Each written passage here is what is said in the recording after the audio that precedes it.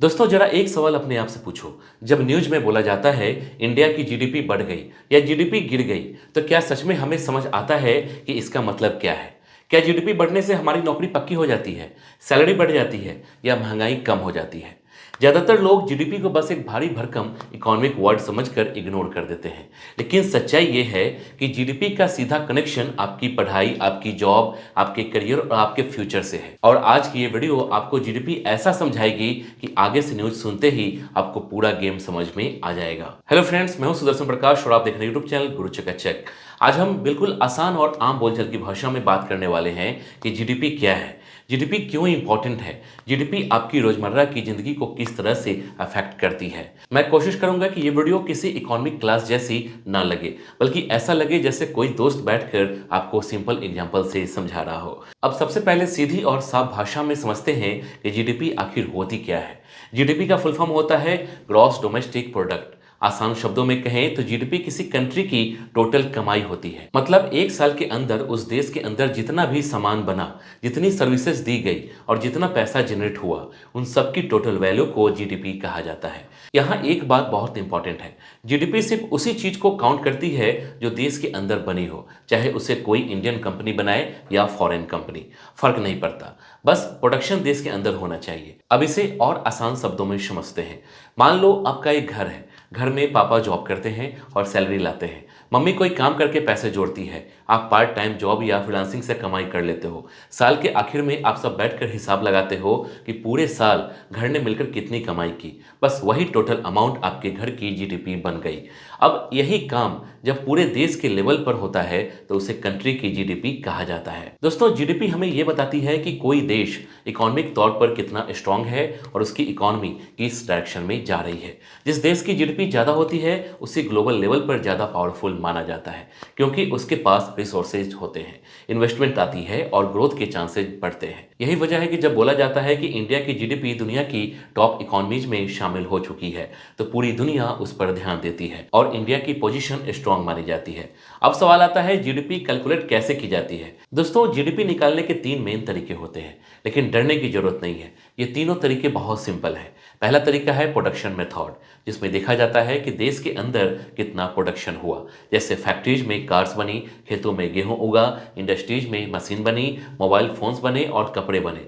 जितना ज़्यादा प्रोडक्शन उतनी ज़्यादा जीडीपी। दूसरा तरीका है इनकम मेथड, जिसमें देखा जाता है कि लोगों ने कितना कमाया, जैसे सैलरी, वेजेज, बिजनेस का प्रॉफिट, रेंट और इंटरेस्ट। अगर लोगों की इनकम बढ़ रही है तो समझो जीडीपी भी बढ़ रही है। तीसरा तरीका है एक्सपेंडिचर मेथड, जिसमें देखा जाता है कि लोगों और गवर्नमेंट ने कितना खर्च किया। जैसे आपने खाना खाया, मोबाइल खरीदा, बाइक ली, मूवी देखी और गवर्नमेंट ने रोड, ब्रिज, हॉस्पिटल और स्कूल्स बनवाए। ये तीनों तरीकों का मकसद एक ही होता है, देश की टोटल इकोनॉमिक एक्टिविटीज को मापना। अब यहाँ एक बहुत जरूरी बात समझो, जीडीपी सिर्फ एक नंबर नहीं होती, जीडीपी एक सिग्नल होती है। ये सिग्नल बताता है कि देश की इकोनॉमी हेल्दी है या धीरे धीरे कमजोर हो रही है।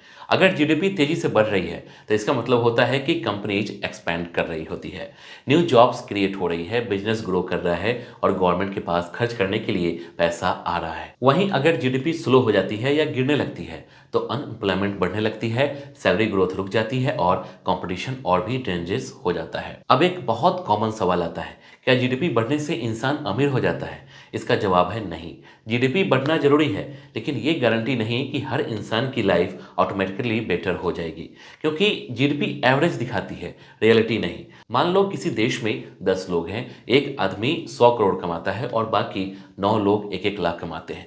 एवरेज निकालोगे तो लगेगा सब बहुत रिच हैं, लेकिन असल जिंदगी में ज्यादातर लोग स्ट्रगल कर रहे होते हैं। इसी वजह से जीडीपी के साथ साथ पर कैपिटा इनकम को भी देखा जाता है। दोस्तों पर कैपिटा इनकम का मतलब होता है देश की टोटल जीडीपी को उसकी टोटल पॉपुलेशन से डिवाइड कर देना। इसमें यह समझ आता है कि एवरेज इंसान की इनकम कितनी है और उसका लिविंग स्टैंडर्ड कैसा है। अब इंडिया का एग्जांपल लो, इंडिया की जीडीपी बहुत बड़ी है लेकिन पॉपुलेशन भी बहुत ज़्यादा है, इसलिए पर कैपिटा इनकम अभी डेवलप कंट्री से कम है। इसी वजह से इंडिया को ग्रोइंग इकोनॉमी कहा जाता है, डेवलप इकोनॉमी नहीं। अब एक और इंपॉर्टेंट कंसेप्ट समझते हैं, नॉमिनल जीडीपी और रियल जीडीपी। नॉमिनल जीडीपी वो होती है जिसमें इन्फ्लेशन यानी महंगाई का इफेक्ट शामिल नहीं किया जाता, जबकि रियल जीडीपी वो होता है जिसमें इन्फ्लेशन को एडजस्ट करके देखा जाता है। मान लो आपकी सैलरी 10% बढ़ी, लेकिन महंगाई 12% बढ़ गई, तो कागज पर आपकी इनकम बढ़ी हुई दिखेगी, लेकिन असल में आपकी बाइंग पावर कम हो जाएगी। यही वजह है कि एक्सपर्ट हमेशा रियल जीडीपी ग्रोथ पर ज़्यादा ध्यान देते हैं। अब सवाल आता है कि जीडीपी बढ़ती कैसे है।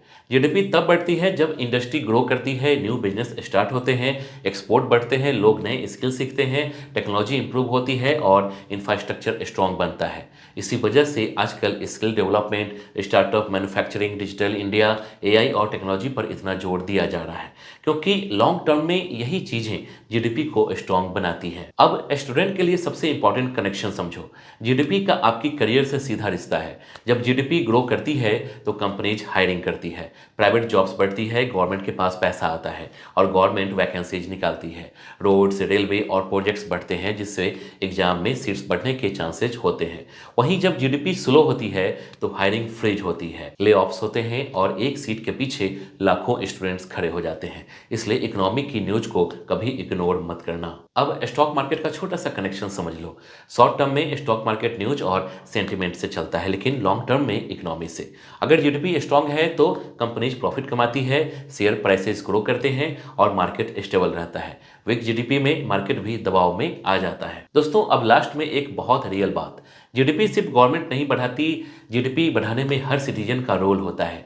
जब आप स्किल सीखते हो, जॉब करते हो, बिजनेस स्टार्ट करते हो, टैक्स देते हो और ऑनेस्ट मेहनत करते हो, तो आप डायरेक्ट या इनडायरेक्ट तरीके से देश की जीडीपी में कंट्रीब्यूट करते हो। इसलिए ये मत सोचो कि जीडीपी आपसे दूर की चीज है। जीडीपी आपकी रोज की मेहनत से जुड़ी हुई है। तो दोस्तों, जीडीपी सिर्फ न्यूज चैनल का वर्ड नहीं, जीडीपी आपकी पढ़ाई, आपकी जॉब, आपकी सैलरी और आपके फ्यूचर से जुड़ा हुआ कंसेप्ट है। अगर आप स्टूडेंट हो तो जीडीपी समझना मतलब सही डायरेक्शन में प्लानिंग करना। अगर आप जॉब सीकर हो तो जीडीपी समझना मतलब सही टाइम पर सही डिसीजन लेना।